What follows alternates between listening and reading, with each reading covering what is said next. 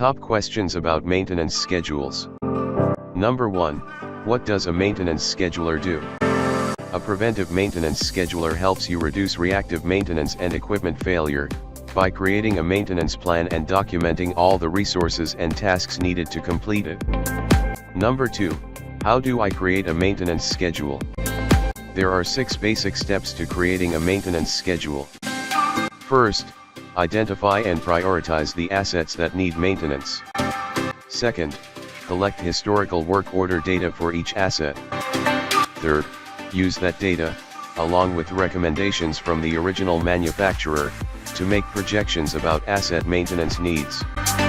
Fourth, create a preventive maintenance plan for each asset. Fifth, evaluate the progress of your scheduled maintenance plan and adjust where needed. Sixth, expand your scheduled maintenance program to other assets and maintenance areas. Number 3, why is a maintenance schedule important? A preventive maintenance schedule is important for every facility to have in place.